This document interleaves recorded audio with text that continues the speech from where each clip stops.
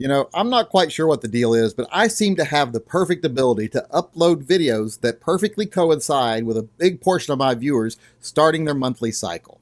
I mean, I upload a video like the one I uploaded the other day about the top 5 combat or duty handguns, and some of my viewers just go off. I mean, they're like, why isn't my gun on the list? Or, you said this was a good gun, why isn't it there? Did my gun at least make the top 10? Why didn't you do a top 10 list? Well, I don't do top 10 lists usually because they take too long. The videos end up being 10, 15, 20 minutes long, and no one wants to listen to me for that long.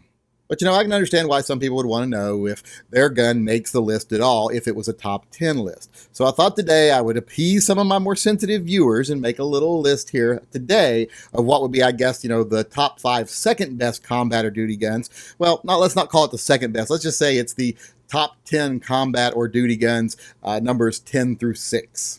So all of you out there that were upset with the first video I posted a couple of days ago, put some plastic down on the couch so you don't spot.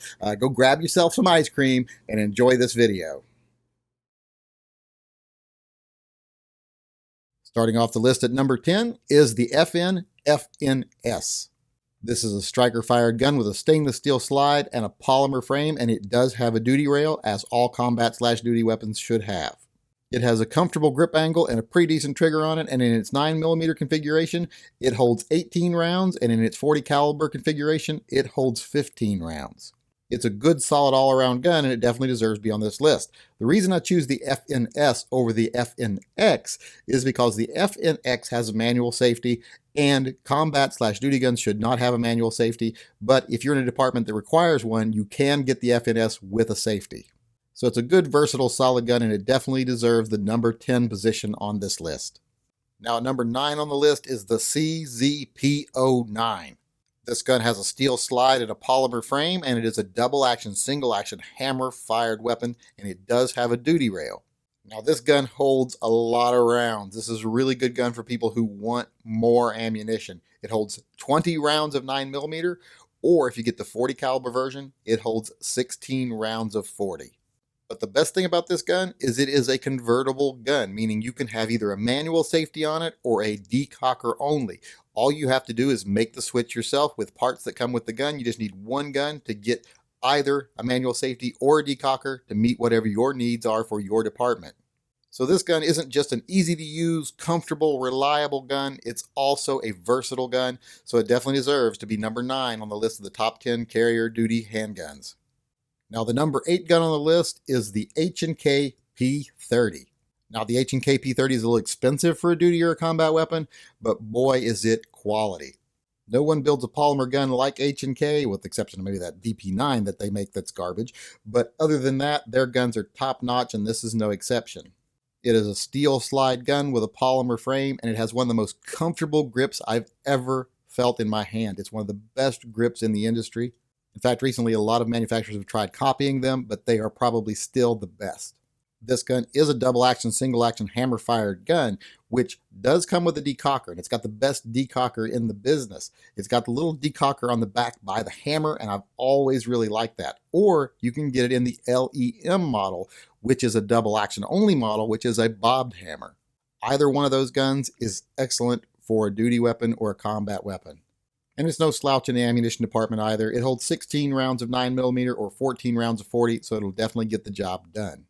It's probably the highest quality polymer gun you can buy, and it definitely deserves the position of number 8 on this list.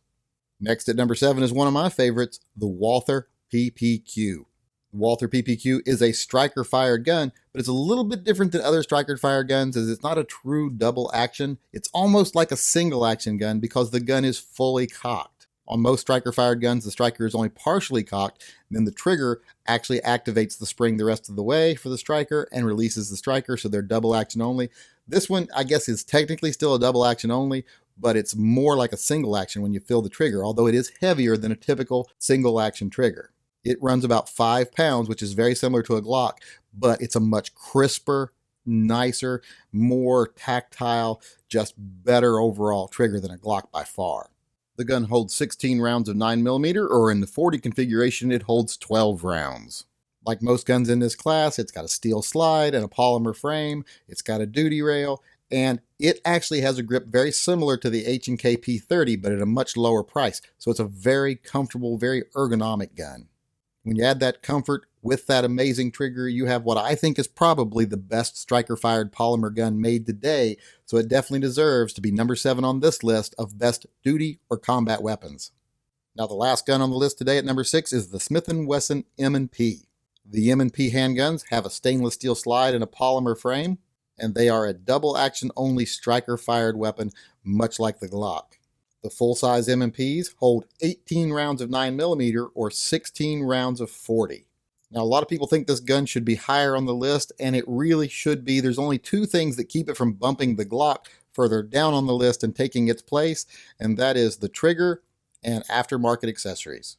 The triggers on the M&Ps are just garbage. I know Glocks are bad triggers, but the M&P triggers, they just feel fragile. They're not real consistent.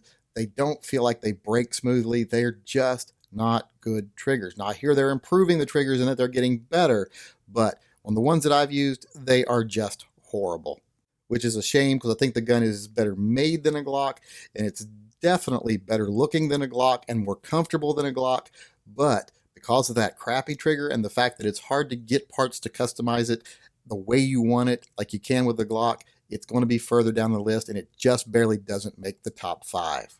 But, you know, if someone said this was their number 1 duty or combat weapon, I wouldn't argue with them because it definitely deserves to be up the list if you can deal with that trigger and you're not too worried about being able to customize a gun. But for me, it's going to be here solidly at number 6 on my list of top 10 best ever carry or duty handguns. So there you have it. There's the back half of my top 10 duty or combat weapons. I hope that helps some of my more sensitive viewers sleep tonight. You know, take your Midol, drink plenty of water, and hopefully you'll be okay in a couple of days. Now, I do want to say one more thing before I close out this video, and I want to cover why the Beretta PX4 Storm is not on this list. People know I love this gun, and I have said in the past that this is the best polymer gun. People are always asking me, do you still think that? Yes, I still think that this is the best polymer carry gun on the market today. But there is one real reason why it's not on my top 10 combat or duty weapons, and hopefully I'll be able to cover that in a video coming up this week.